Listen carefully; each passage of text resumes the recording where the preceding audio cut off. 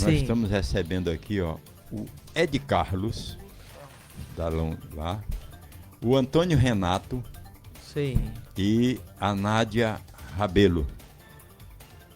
Vamos bater um papo com eles, são da UFC. Pronto. Tá pedindo um espaço aqui no nosso programa. Foi, semana passada, deixa eu falar, não deu tempo, não foi? Na sexta? Pode sentar. Já tiveram aqui na sexta. Não, eles só falaram no telefone. Puxa essa cadeirinha que tá aí na frente, bota aí no cantinho. Então vamos iniciar primeiro com o Ed Carlos. Bem pertinho aí de você. Não tenha medo não, que não morde não, viu? Rapaz, vai se acostumando comigo, viu? Já entro na intimidade. Bom dia, Edvaldo. Bom dia, Diana. Bom dia, satisfação. Bom dia, ouvintes da Rádio FM Araibu e do programa Jornalismo Verdade, né? Bom dia, cidade, né? Bom dia, cidade. Bom dia, cidade. Nós somos servidores da Universidade Federal do Ceará, do campus de Russas, e gostaríamos de conversar um pouco com vocês, com os ouvintes, com a sociedade de Russas, tendo em vista que nós, no último dia 15, nós entramos em greve, né, um movimento nacional, onde mais de 50 universidades ao todo, na última atualização, 52 universidades estão em greve, com relação aos servidores técnicos administrativos em educação, né?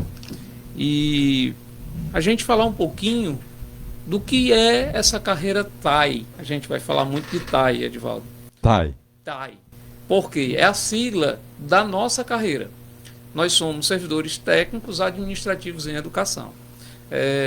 Muitas pessoas pensam, né, a sociedade como um todo imagina que a universidade ela é composta apenas por duas categorias, professores e alunos. Licentes, né? No entanto, essa universidade ela é composta para que ela rode, para que ela funcione bem, é necessário mais duas engrenagens. Uma equipe, né? Uma equipe. Uma equipe na direção, né? Exato. É necessário os servidores terceirizados, aqueles que são responsáveis, por exemplo, serviço de jardinagem, o pessoal da zeladoria, né? Faz parte, são importantíssimos, são companheiros que sem eles a universidade não teria um serviço de excelência como tem hoje na nossa cidade. E também temos os servidores técnicos administrativos. Esses servidores, eles são responsáveis, por exemplo, pela inscrição dos alunos quando chegam à universidade, pela nota do SISU. Eles são responsáveis pelas aulas práticas em laboratório, são os técnicos de laboratório. Temos técnicos especificamente para acompanhar a questão educacional, que são os técnicos educacionais. Nós temos nutricionistas, psicólogos. É uma equipe grande, né? Uma equipe robusta. O nosso hospital universitário, a maternidade escola em Fortaleza, ela é basicamente composta por servidores técnicos administrativos. Muito embora os professores ministrem suas aulas práticas no hospital, mas aquela estrutura, 80%, 90%, ela é tocada por servidores técnicos administrativos. Ou seja, a universidade ela possui duas carreiras muito distintas. Os professores, certo? Que o professor de física é professor, o professor de matemática é professor, o professor de resistência dos materiais é professor, e os técnicos administrativos, que são vários profissionais. É uma carreira muito diversificada, como a gente acabou de apresentar.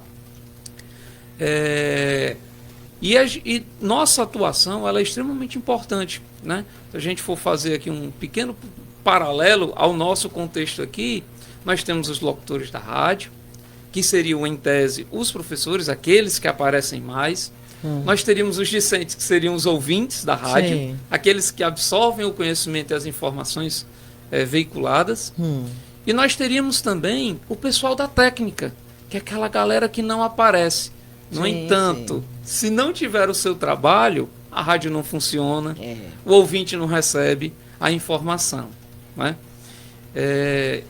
E aí a gente gostaria de passar a palavra aqui para o nosso amigo Renato, para ele discorrer mais sobre como é a nossa carreira e qual foi o nosso contexto até chegarmos à greve. Porque, queira ou não queira, Diana, a greve ele é um instrumento muito traumático. É verdade. Ele traz danos, né? Ele traz prejuízos, infelizmente, para a comunidade discente, para as famílias que mantêm seus filhos aqui. Mas, infelizmente, para conquistar as coisas é preciso ter essas atitudes. Sem dúvida. Né?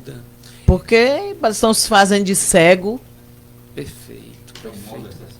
É um mal necessário. Inclusive, para nós que estamos entrando em greve, porque em algum momento nós retornaremos nossas atividades, nossas mesas estarão com pilhas e pilhas de tudo demandas acumulado, só vai né, prejudicar a vocês mesmos, praticamente. Prejudica nós, prejudica aos alunos, às famílias dos alunos, ou seja...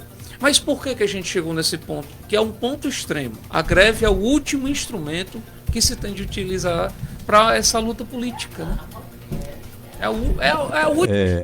Nós acompanhamos a história da nossa faculdade. Eu digo nossa porque sou russano. Desde a obra. Não tem aqueles empreendimentos mesmo em frente? Aqueles apartamentos, aquele que administra ali a gente. E eu levei lá o dono, nós temos até fotografias até hoje, guardadas lá na entrada do condomínio. E a gente acompanha desde o início, na época era o Gesualdo Pereira Farias, o reitor, na época. Farias, mas não era meu parente não, era outros Farias, viu? E é isso, a gente acompanha porque foi uma grande conquista que chegou a Russas e a gente que trabalha no rádio não pode estar fora da notícia, né? É um momento histórico. É um momento histórico, desde a inauguração, desde as primeiras aulas. O professor Lindenberg ainda está por lá? Ele está como professor. Está como professor, ele começou como diretor. Ele hoje é professor voluntário porque ele já se aposentou. Já aposentou, né? exatamente. Mais de 75 anos, aí é obrigado. Na época o primeiro diretor foi ele, né? Então eu acho que você já está dando para sentir pelo nosso bate-papo, a gente acompanha desde o início, desde a obra, quando estava se erguendo, né? Tá ok? Inclusive, a história se repete agora, né, com o desenho... Agora nós estamos conversando com o Antônio Renato, né? Isso, bom dia a todos os ouvintes, bom dia aqui aos presentes.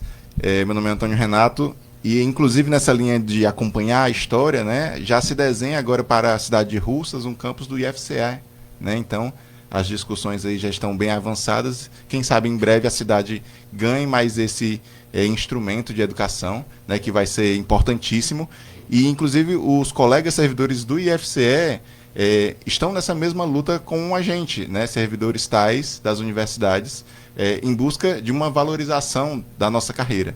Né? Então, complementando aqui o que o colega Ed Carlos falou, dado todo esse panorama do quão a categoria TAI está enraizada dentro da universidade, é importante trazer aqui um dado que nós somos a maior categoria do Executivo Federal atualmente. Né? Contamos com cerca de 220 mil servidores entre ativos e aposentados. Né? Então, nós figuramos aí como a maior categoria do Executivo Federal e, nesse sentido, existe uma resistência do governo em querer equiparar, vamos dizer assim, a remuneração entre a nossa categoria TAI, que é a maior do Executivo, e as demais. Existe essa resistência com o argumento de que o impacto seria muito maior. E é claro que, se você for analisar os números brutos... Deixa eu te fazer uma pergunta. Essa resistência que você está dizendo que existe é a nível federal ou não? Isso, a nível federal. O nosso diálogo é com o governo federal. Ô, companheiro, eu não me... E aí, nesse sentido, o que acontece? Não foi permitida uma educação de melhores níveis? O detalhe todo é que passa a gestão e entra a gestão e o panorama é o mesmo. Existe uma promessa de investimento na educação, porque a sociedade toda entende... Porque a sociedade toda entende a importância da educação, o poder transformador da educação, e a gente observou isso ao longo da história com o Japão vencendo aí uma crise nuclear, a Coreia sendo hoje a Coreia do Sul, no caso, sendo um dos expoentes de tecnologia para todo mundo, a Índia tendo seu próprio projeto de lançamento de foguetes, que é algo muito mais desenvolvido do que, por exemplo, o Brasil, que não tem nenhum dessas iniciativas de lançamento de foguete atualmente, né, o programa espacial. Então, são países que investiram pesado na educação e estão colhendo frutos agora, certo? Então, gestões, entre essas gestões no governo federal, com ideologias distintas, mas com a promessa de investimento na educação, sendo que, quando a gente vai observar as ações na prática, o que a gente vê é uma resistência de estar valorizando os profissionais da educação. Sejam eles os tais, que é a nossa categoria, como os professores também enfrentam essa resistência em estar recebendo uma valorização maior. E nesse sentido, a gente chegou nesse cenário atual de greve, de precisar fazer uma greve, porque as negociações que foram iniciadas no ano passado não surtiram efeito. O governo apresentou para a gente uma proposta de 0 de reajuste para 2024. Então, a ausência de um reajuste em 2024 sinaliza para a categoria a prioridade que a gestão vai estar dando para educação. Uhum. E aí, nesse sentido, a gente resolveu se mobilizar, porque, para além do reajuste salarial desse ano, a gente está numa categoria em que o nosso plano de carreira, aquele plano que define o quanto a gente inicia a nossa jornada dentro da instituição, até o valor que a gente vai receber quando se aposenta, ele tem 19 anos de existência. É o nosso PCCETAI, quem determina ali a estrutura da nossa progressão. E hoje, esse documento é extremamente defasado. E aí, eu acredito que fique mais fácil a compreensão da população quando a gente compara isso com o salário mínimo. Então, por exemplo, lá em 2012, o salário mínimo era de R$ 622, enquanto a remuneração inicial de um servidor de nível médio técnico, que é a categoria de nível D, era da ordem dos R$ 2.100. Isso em 2012. Então, hoje, em 2024, o salário mínimo mais do que dobrou, está em 1.412, enquanto a nossa remuneração, 12 anos depois, nessa categoria específica que eu comentei, foi de R$ 2.100 para R$ 2.600. Então, aumentou aí cerca de R$ 500. Isso mostra, em termos proporcionais aí, que o quão defasado está Parou no tempo, né? Exatamente. Então, se a gente for colocar em termos percentuais, nos últimos 7 anos, houve uma perda salarial de 34%. Nos últimos 10 anos, uma perda salarial de 50%, que está presente aí só em função da inflação do período, corroída pela inflação do período.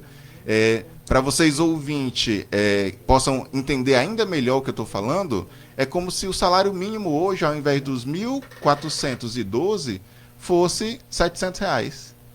Esse é o tamanho da perda que a nossa categoria vem sofrendo ao longo dos anos, e é por isso que o movimento atualmente de greve está tão forte. Só um pequeno detalhe reforçando, Edivaldo. Desculpe. 7 anos sem reajuste. 7 anos sem reajuste.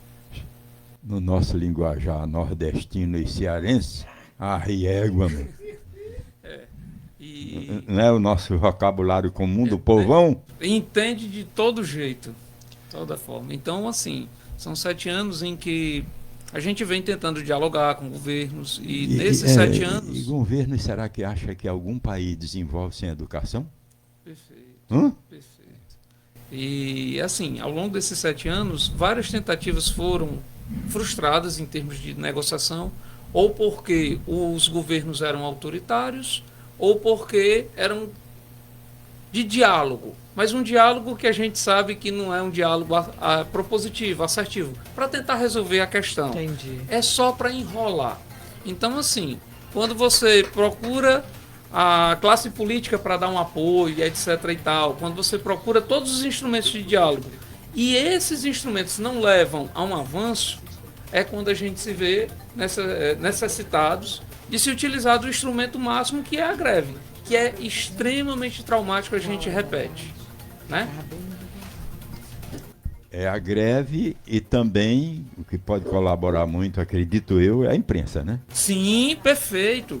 O papel da imprensa, ele é fundamental, principalmente, Edivaldo, quando a gente dialoga com a sociedade, pois há uma visão muito distorcida da greve, como quem diz assim, não, são grevistas, é porque querem estar de férias, é porque não querem trabalhar. E não é bem assim. Há toda uma conjuntura que nos leva a esse ato extremo. Qual é o profissional que mal remunerado tem gosto para trabalhar, meu irmão? Perfeito, né? Perfeito. E em contrapartida, diante do cenário, existem certos mecanismos dentro do próprio plano de carreira, que, como eu comentei, está defasado, que permitem uma certa melhora, que são o incentivo à qualificação. Então, nesse sentido, o servidor hoje que tem uma pós-graduação, ele recebe um incentivo financeiro que ajuda, contribui nessa questão do vencimento defasado. Só que, e aí o que é que isso gera em torno da instituição? Que a gente hoje tem profissionais que estão qualificados com a qualificação bem superior àquilo que o cargo exige. Então, enquanto a nossa categoria entrega ali uma qualidade técnica para estar executando as suas funções, o que ela recebe de contrapartida é essa desvalorização. Né? Isso é muito triste. Isso gera um impacto muito grande que... Com certeza. Deixa eu explicar aqui o bate-papo com a Diana. Vocês retornam? Isso. Na parte da tarde, porque de manhã é 1h30 só, mas à tarde são 2 horas de programa. Aí a gente vai ter um espaço melhor, né, Diana? Exato, aqui esse período da manhã, o nosso programa é mais resumido e eu creio que vocês têm muito conteúdo, tem muito o que explicar, né? O porquê dessa atitude, né? Que para muitos seria muito radical, mas aí vocês já estavam dormindo há muitos anos, né? Então, assim, seria bem melhor perguntei aqui para eles a possibilidade de eles virem na parte da tarde, 1h da tarde, para a gente seria, né, Edivaldo? Legal, a gente conversaria e deixava tudo bem esclarecido à população. Perfeito. Tá certo? Gostaríamos só de agradecer aos ouvintes, a você, Diana, ao Edivaldo, pelo espaço pela manhã e retornaremos à tarde. Deus quiser. a moça aí com a mão. Ela não vai. É Nádia Ribeiro. Como diz nós cearenses, dá o seu pitaco aqui, né? Eu gosto do nosso linguajar, cara. Lá do sertão. Eu sou sertanejo. Não é meu sobrinho não, mas é o Ed Carlos. Tem um carara, meu sobrinho.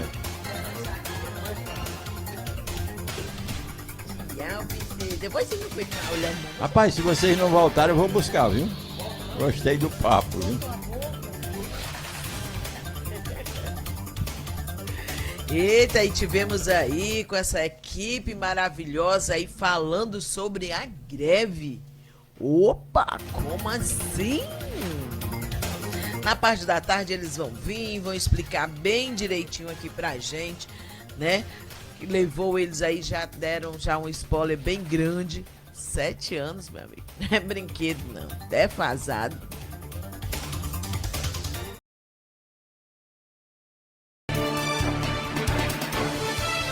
E olha, gente, já estamos aqui, né? Combinamos pela manhã com a turma da UFC, né? Para explicar pra gente um pouquinho o porquê dessa greve.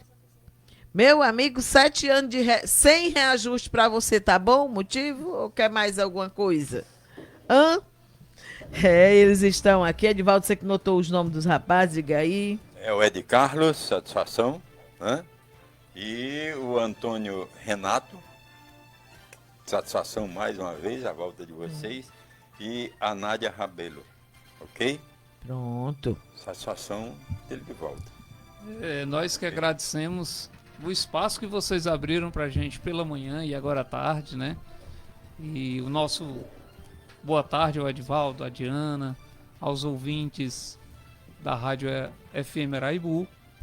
E a gente está aqui para conversar um pouquinho sobre essa greve dos tais, né? Quem são esses tais? Por que eles estão em greve.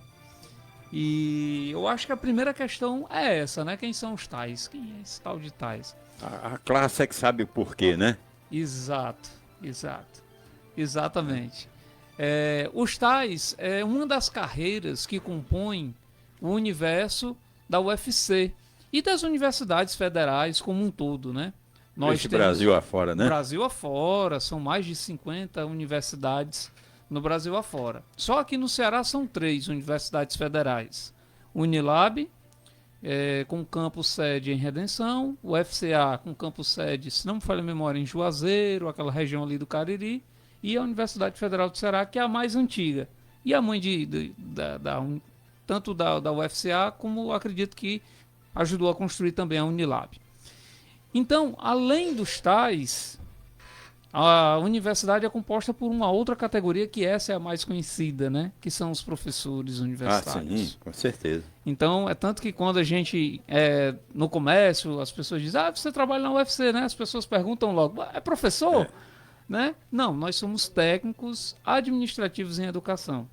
E Edivaldo é uma categoria muito diversa. Nós temos entre os tais, tanto do pedreiro, do pintor, pessoal de zeladoria que ainda é de concursos bem antigos, né? Que agora todo esse serviço é prestado por terceirização, né?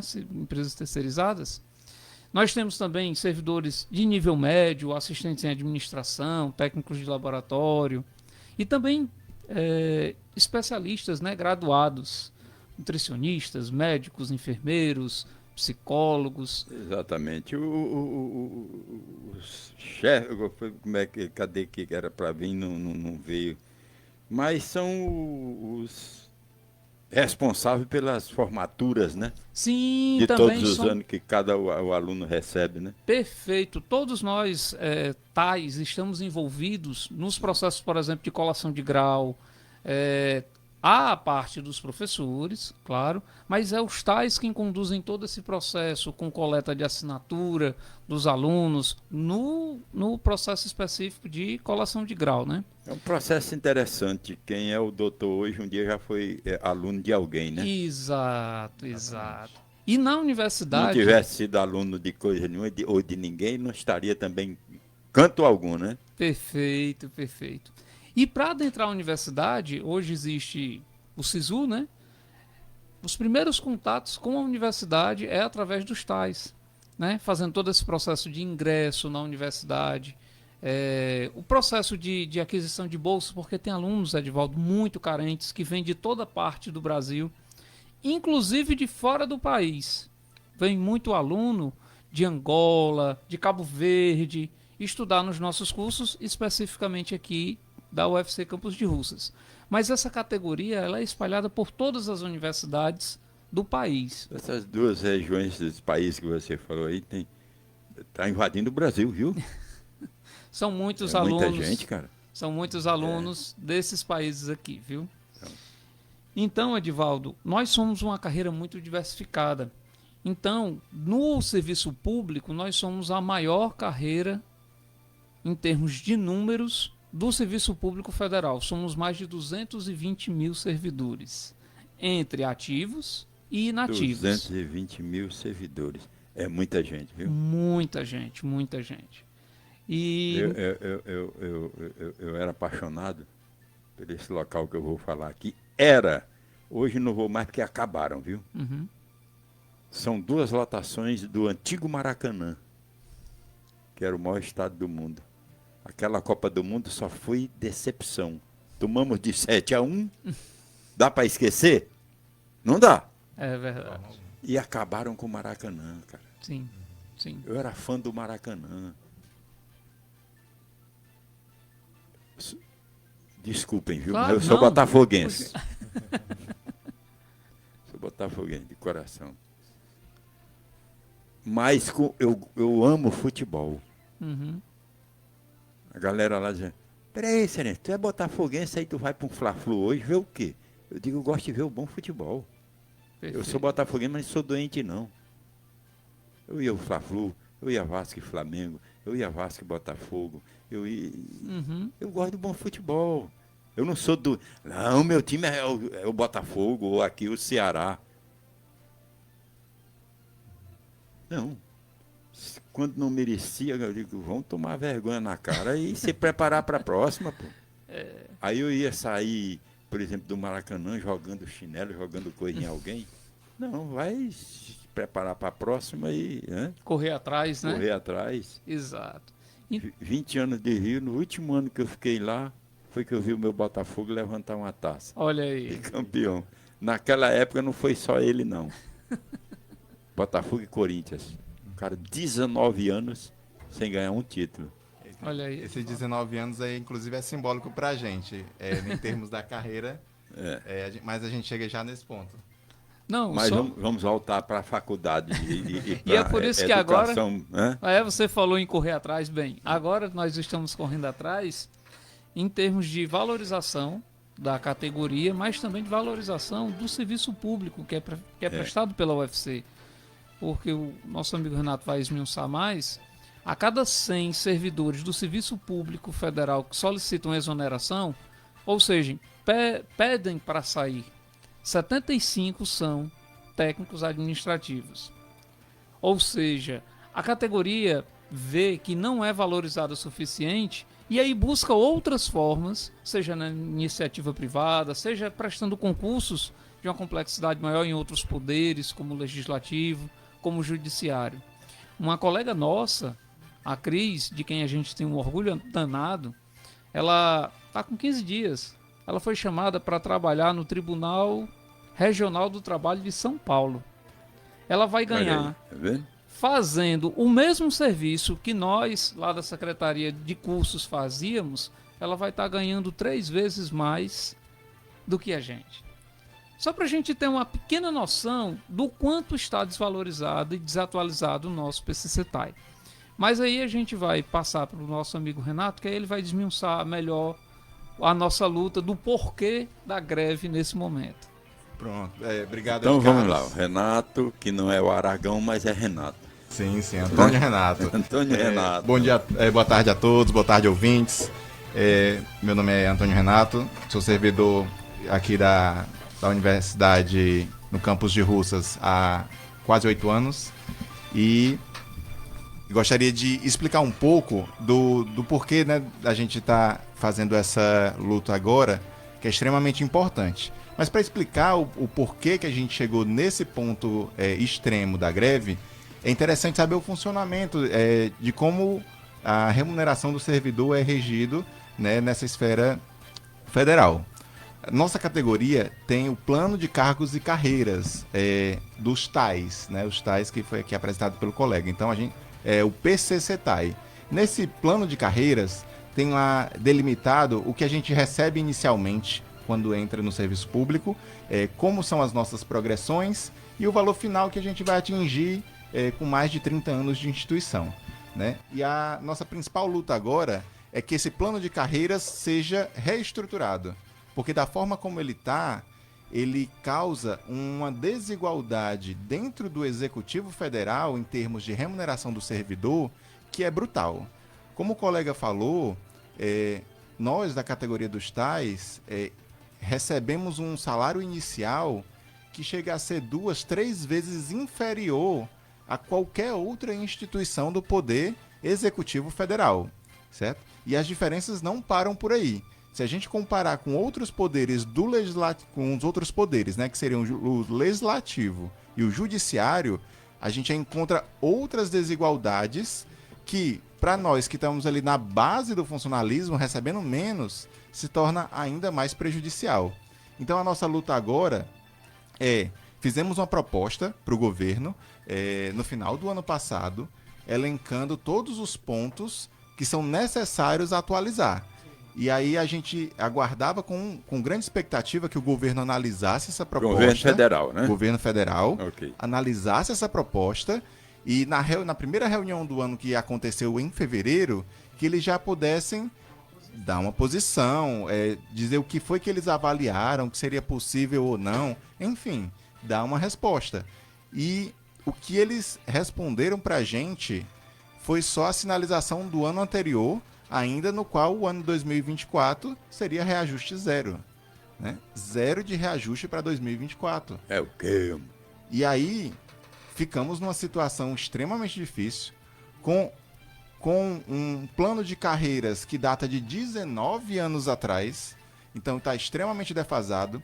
Se a gente fizer um comparativo com base na inflação, nosso poder de compra ele perdeu 50% do seu valor. Né? Então, se a gente pegasse o salário mínimo hoje, 1.412, se aplicasse essa perda de 50%, é como se um salário mínimo hoje equivalesse a R$700. Então, é esse o sentimento que a gente tem hoje na nossa carreira, com essa defasagem corroída pela inflação.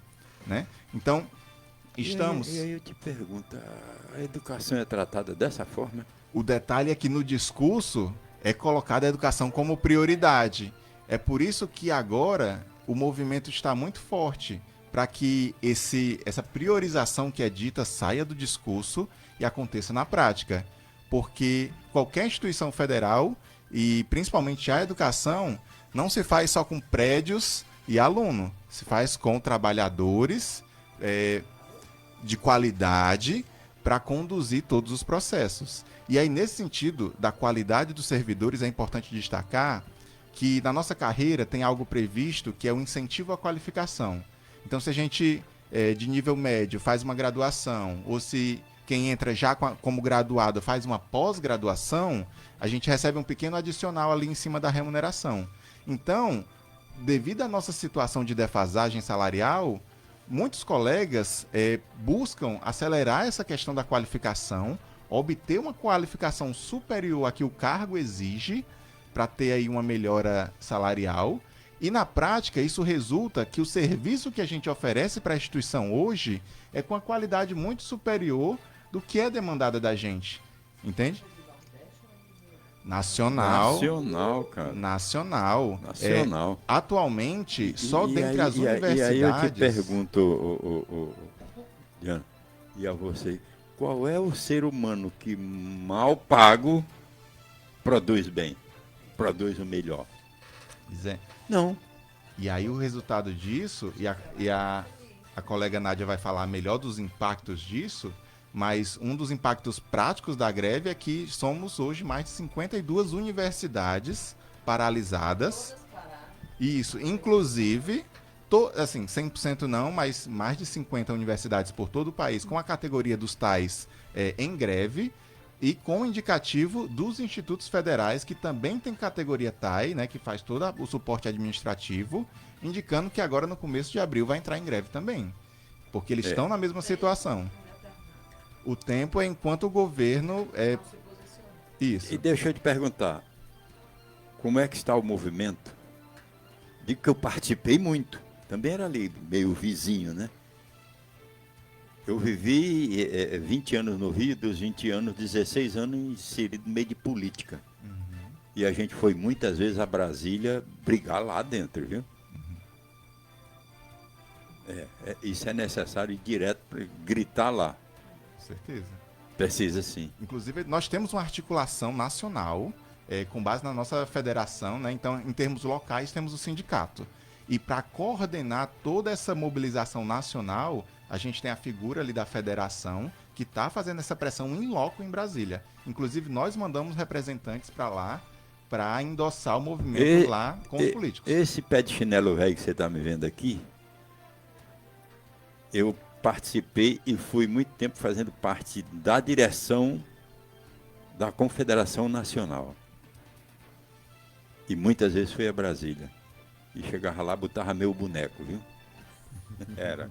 É muito necessário, porque... Eu vou passar para ela fazer alguma pergunta que ela queira a você e depois passar para a nossa amiga aqui, a Nádia, né, Nádia? Sim. Ok, Diana? Porque senão ela vai dizer, eu entrei de gaiato no navio e não quero deixar o navio. Né? Ele já respondeu as perguntas que eu tinha. Pode seguir aí, por favor.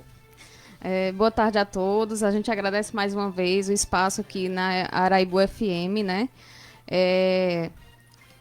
Dizer que a gente está num momento ímpar para a nossa carreira, porque a gente está num cenário, os colegas aqui já apresentaram, né? A gente vem de um cenário de desvalorização da nossa carreira, e é uma desvalorização não somente do ponto de vista salarial, como já foi colocado aqui, a gente está há alguns anos com salários congelados, a gente teve uma proposta para esse ano que prevê nenhum reajuste para o ano de 2024, sendo que a gente já acumula anos e anos de perdas salariais, de perdas inflacionárias que não foram corrigidas, mas é uma desvalorização também do ponto de vista do reconhecimento da nossa carreira, da importância do trabalho dos TAIs para o bom funcionamento da universidade. Então é importante a gente lembrar, né? A gente às vezes frisa muito a questão salarial, mas a gente está buscando uma valorização também do ponto de vista do reconhecimento da comunidade acadêmica, um reconhecimento da sociedade de um modo geral, né? Para dizer, olha, nós existimos, nós fazemos parte dessa grande estrutura que é a universidade e a gente tem o nosso valor nas atividades de ensino, nas atividades de pesquisa, nas atividades de extensão que são realizadas na universidade. Né? Beleza. Você é professora? Não, eu sou licenciada de formação em geografia, mas atuo como técnica em assuntos educacionais no campus, né? Não sou docente, sou da categoria de TAI. Você? Eu também, todos nós somos TAIs aqui nessa grande luta. Isso.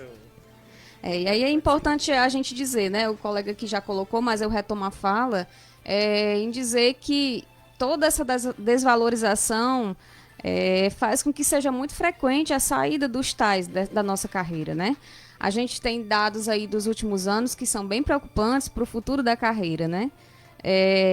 A gente tem atingido anualmente índices muito elevados de evasão, ou seja, de saída da nossa carreira para outras carreiras.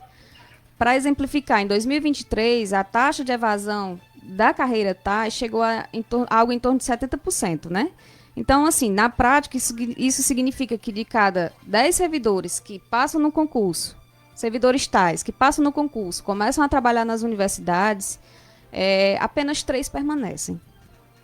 Os outros vão embora nos primeiros anos de carreira e vão embora em busca de carreiras melhores, carreiras mais atrativas, carreiras que são mais reconhecidas e mais valorizadas. Então, vão para o Poder Judiciário, como o nosso colega citou aqui o exemplo de uma colega que saiu recentemente, né, para assumir um cargo no Judiciário, vão para o poder Legislativo, vão inclusive para outras esferas administrativas, como o estadual, porque às vezes a gente pensa que não, mas a depender do cargo, é mais vantajoso ir para a esfera administrativa do Estado do que permanecer no Serviço Público Federal. Todas essas classes que você falou aí, que você citou, todos passaram um dia pelas mãos de professores, né? Sim, sim. Ninguém chega lá sem passar pelas mãos de um professor. É por isso que a gente retoma aqui a importância da universidade, né? Porque a gente forma profissionais de todas as áreas. E aí por isso que a gente precisa ter um olhar diferenciado para a educação e para a universidade. E aí é por essa luta que a gente está fazendo greve nesse momento também, né? E aí, falando assim, mais precisamente da greve, é importante a gente entender que a greve é um direito nosso, enquanto trabalhadores, né? A gente entende que as nossas reivindicações são legítimas, são importantes e são justas dentro desse cenário de desvalorização que já foi apresentado aqui. No entanto, assim, no final das contas, nós não gostaríamos de estar em greve, porque a gente sabe do impacto que uma greve causa, né? Causa, no nosso caso, aos estudantes, a toda a comunidade acadêmica, aos estudantes, aos professores que não conseguem desenvolver as suas atividades com qualidade, né? Aos gestores, mas tem também um lado negativo para a gente, enquanto servidor grevista, né? A gente, retornando às atividades após uma greve, a gente vai ter que lidar com acúmulo de trabalho durante esses dias ou meses, a gente não sabe ainda, né? De paralisação. Muito provavelmente nós teremos que compensar horas, e isso vai depender muito das negociações entre as representações sindicais, né? Comando de greve, reitoria, diretores de campus, enfim. E além disso, a gente também, em cenários assim, né, mais complexos, enfim, pode haver inclusive corte de salários. A gente espera que não chegue a esse ponto, né? Mas é uma possibilidade quando nós, trabalhadores, entramos em greve. Né? Então, pensando em todo esse cenário de valorização pelo qual a gente está lutando, é importante a gente pensar assim, que quando a gente está aqui em busca de valorização para a carreira, em busca de reconhecimento para a nossa carreira e para a nossa categoria, a gente está buscando também a valorização da educação, né, e da universidade pública, porque nós somos, sim, uma engrenagem muito importante dentro dessa grande estrutura que é a universidade. Beleza, minha linda. Disse tudo, realmente. Deixa eu fazer uma pergunta a vocês. Nós temos aqui do nosso estado, do Ceará, em Brasília, o Camilo Santana. Vocês não procuraram? Tem que forçar a barra. Porque não é fácil chegar perto desse pessoal. Eu cheguei muitas vezes por atrevimento. E depois de eu gosto das suas entrevistas, não sei o quê. Tive a oportunidade. Diversas vezes. Camilo. E também, o Camilo é muito... Não, eu me dou bem com ele. Me dá. Todas as festas que tinha lá no La Maison, em Fortaleza, eu ia e nunca saí de lá sem dar uma entrevista, sem ele me conceder uma entrevista. E aí, vai lá, força a barra. Sim. Ué. No que diz respeito ao ministro Camilo, a gente conseguiu se reunir com ele lá em Brasília, sim. Já conseguiu, né? Já. Então, inclusive, pronto. ele se colocou disponível. Mas você vê como eu citei uma coisa aqui, sim, claro. certíssima. Com certeza, foi governador do nosso estado e agora está lá como ministro da Educação. Pronto. Perfeita a sua colocação. Sobre isso, nessa reunião com o Camilo, ele se colocou, inclusive, muito solícito a estar intercedendo ali junto ao governo federal em favor das nossas reivindicações. O detalhe é que essa disposição dele só veio a partir do momento em que já estávamos nos articulando para iniciar a greve. Veio um pouco tardia, né? Então, acreditamos que ele, enquanto ministro da Educação, poderia estar visualizando toda a situação desde o ano passado, quando a nossa proposta foi realizada, né? E agora, e aí o ministro Camilo sinalizou que iria dialogar, né, entrar nesse processo de diálogo, pedindo para que a categoria aguardasse um pouco mais, para que ele pudesse estar ali fazendo a articulação dentro do Ministério para atendimento das nossas reivindicações. O detalhe todo é que esperar, a gente já está esperando há muito tempo, né? Fizemos uma proposta, ao longo do ano passado, houve inúmeras reuniões, quase que todos os meses, para estar tratando da situação da carreira dos tais, tanto em mesas de negociação geral, quanto em mesa de negociação específica. Então, esse pedido de espera não foi nem visto como bons olhos, porque coloca a gente numa situação de descaso.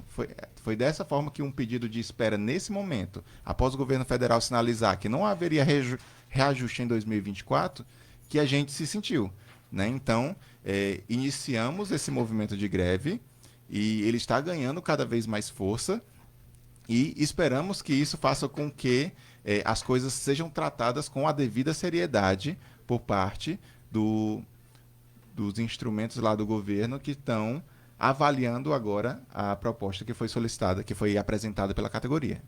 E aí tem hora que tem momento que a gente tem que ser audacioso, porque senão não chega lá, não consegue nem chegar perto. Sim. E eu quebrei tanto protocolo, para mim era ponto de honra. Não, o governador não vai falar hoje, não vai dar entrevista. Eu digo, tá bom mesmo, não tem problema não, deixa comigo. Hã? Eu digo, não, tá bom, você já deu o seu recado. Inclusive... E eu furava a fila dos grandes. Uhum. Governador, você é o rapaz de Russas, né? Ele já me conhecia. Era. Camilo, se você já não tivesse ido a Brasília com ele, eu ia dizer para ele, vamos lá que eu vou junto com vocês. Porra, como ele recebe.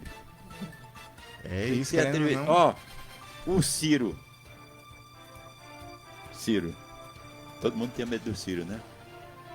Hã? Ele tem aquele jeito mais turrão, né? Causa talvez um certo receio aí de algumas pessoas em ter que lidar com ele, mas enfim, medo é uma palavra muito forte, né? Mas enfim, sobre essa questão do contato com as autoridades, é bom destacar isso, né? É que as autoridades estão ali para atender a demanda do povo, claro, né? Às vezes colocada ali por uma questão eleitoral. Então, o povo escolheu seus representantes. Então, o Camilo ali, como um agente colocado por esses representantes, eles também têm que estar disponível para estar ouvindo as demandas de quem quer que seja, né? A gente não pode olhar para um político que está lá em cima e achar que ele é intocável, né? Ah, não. O diálogo precisa estar sempre aberto. Quem botou eles lá fomos nós. Exatamente. É por isso que eu não abro mão de... Entendeu? Ah, não pode, agora não vai. Tá bom, deixa comigo aí. Eu gostaria de fazer um destaque, né, em relação a esse cenário das negociações. Assim, acho importante a gente lembrar que houve um avanço no ano passado, mais precisamente, né, quando foram implantadas novamente essas mesas de negociação em que foi possível a gente ir lá e discutir as nossas reivindicações. O grande problema tem sido a morosidade dessas discussões, a falta de propostas concretas, né, efetivas e dentro das reivindicações que todas as carreiras estão fazendo. E um outro ponto que eu gostaria de destacar também é que, assim, um dos frutos da nossa indignação é porque está sendo dado prioridade nessas negociações à reestruturação de outras carreiras, carreiras que entregaram propostas após a proposta de reestruturação do nosso plano de carreiras, né? Inclusive, muitas negociações com essas outras carreiras já desenrolaram, já foram finalizadas. Várias carreiras conseguiram reajustes. Então, assim, a gente não quer reduzir a importância de nenhuma dessas carreiras que tiveram seus planos reestruturados, né? Que tiveram reajustes salariais. Mas o que a gente tem observado é que não está sendo dada a prioridade à educação e muito menos à nossa categoria, que historicamente já é a categoria com os piores salários entre todas as carreiras do Executivo Federal. É a mola mestre de qualquer país no mundo inteiro, é a educação, irmão. Se não tiver educação, não vai para lugar nenhum. Essa moça aqui, ela 13h30 ela tem que almoçar, senão ela passa mal. Quer fazer algum complemento final? Então fica com a galera. Se quiserem voltar amanhã, pode voltar de novo. Faz de conta que isso aqui é a casa de vocês. Bom, então eu gostaria de agradecer mais uma vez o espaço, gostaria de agradecer a atenção de todos os ouvintes e gostaria de convidar também a toda a comunidade acadêmica, a toda a sociedade, a imprensa, a fortalecer a nossa luta, a fortalecer o nosso movimento, porque a gente está lutando aqui para além de uma reestruturação da nossa carreira, para além de uma valorização da nossa carreira, a gente também está buscando a valorização da universidade e da educação pública de qualidade. Muito obrigada e boa tarde. Beleza, por nada. Obrigado, né, por vir aqui esclarecer, contar, para que as pessoas fiquem realmente sabendo o que é que está havendo, né, o porquê, né? É porque eles estão... Não, eu tenho que saber da história bem direitinho. E olha, 7 anos de defasagem é muita coisa. O que já não subiu durante todo esse tempo, acho que era bem R$50 um gás nesse tempo. E hoje olha o preço que a gente está, né? Então, é isso aí. Obrigada aí, viu? Vocês. E vamos seguir aqui. Já estamos quase no final. Obrigado.